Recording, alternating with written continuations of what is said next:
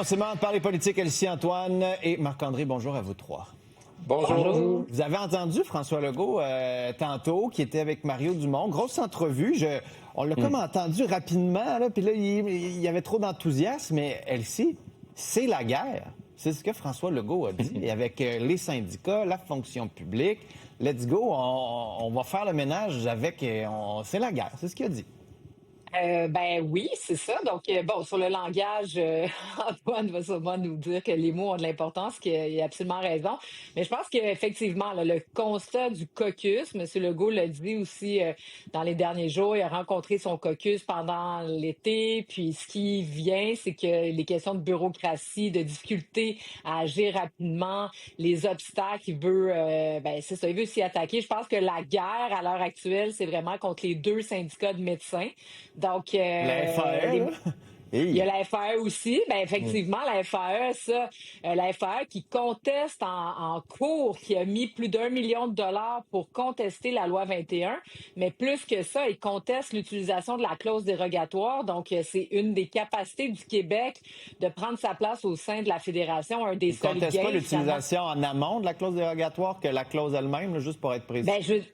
Effectivement, mais la conséquence, ça serait de retirer au Québec une possibilité d'agir dans ses champs de compétences. Et ça, c'est grave. Et prendre les cotisations des membres pour faire ça, c'est vraiment questionnable. Et la question de la grève, là, les enfants qui ont été en grève vraiment longtemps, alors qu'il y a un autre syndicat qui a utilisé une autre manière.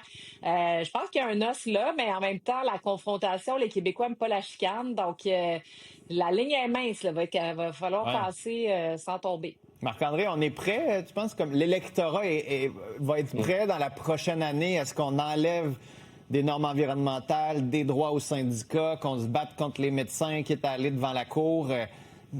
Est-ce que politiquement, la bataille, c'est payant? Je pense qu'il y a un constat qu'il y a des choses dans notre société qui ne fonctionnent pas. Maintenant, est-ce que M. Legault vraiment pèse sur les bons points, sur les bons boutons de dire pour améliorer les choses? Ça, on va le savoir, si ça arrive et s'il va avoir du temps. Et c'est ça le problème de M. Legault, là. Il n'y a pas beaucoup de temps devant lui, là.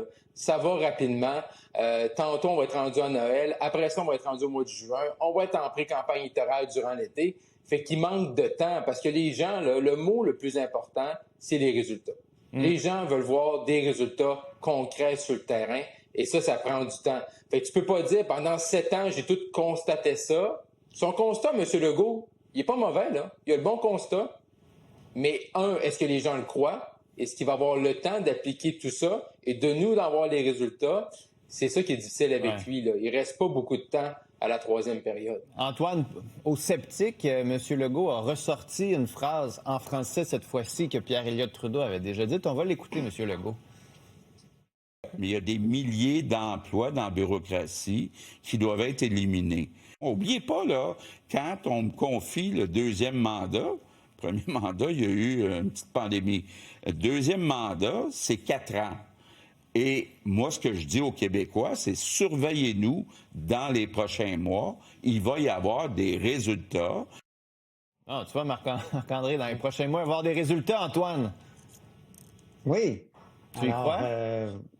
On a hâte de voir ça. C'est la meilleure traduction de Just Watch Me. C'est peut-être pas surveillez-moi, c'est regardez-moi bien aller.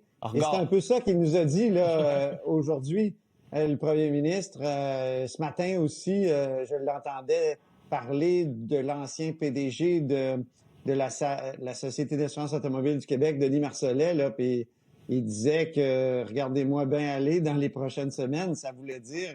il va mettre du monde dehors, là. Il va faire du ménage, là. Il veut faire du ménage, effectivement. Donc, il va aller très loin. Et si on le croit, si les mots ont un sens, c'est quand il dit on veut changer le système, là, opérer à l'extérieur du système. Pour ce qui est des syndicats, il est déjà intervenu. Là, il y a une loi, la loi 89, qui fait en sorte que le Québec s'est doté d'une sorte d'article 107. On sait qu'au fédéral, quand il y a une grève ou un lock-out, le fédéral a quasiment un pouvoir arbitraire d'intervenir. Mais là-dessus, ça... Je vais t'interrompre juste une seconde. Donc, c'est quand même, déjà... Antoine, juste là-dessus, quand François Legault dit « j'aurais voulu que ça s'applique plus tôt », T'as l'impression de dire, c'est votre gouvernement, M. Legault, Ouais, là, qui exact. avait décidé. Mais il l'a fait. Mais je veux juste ajouter que Vas-y, excuse. ce qui pourrait s'en venir, maintenant qu'il s'est donné comme cette possibilité-là d'intervenir dans les conflits puis d'obliger l'arbitrage, la prochaine étape, je pense, c'est la transparence des finances des syndicats. Puis c'est pour ça qu'il n'arrête pas de parler de la FAE. Et c'est ça qui s'en viendrait. On sait que Stephen Harper avait fait un pas dans ce sens-là. Trudeau est revenu au statu quo ante. Et là, moi, je pense qu'au Québec, en tout cas, François Legault, ça serait intéressant quand même parce qu'il paraît, j'ai vu un très bon éditorial de Stéphanie Gramont récemment dans la presse où elle disait c'est difficile d'obtenir, elle donnait un cas là, de quelqu'un qui a vraiment voulu obtenir les résultats financiers d'un syndicat et ça a été extrêmement difficile, ce qui est inacceptable. On est forcé de contribuer à nos syndicats un peu partout dans nos entreprises.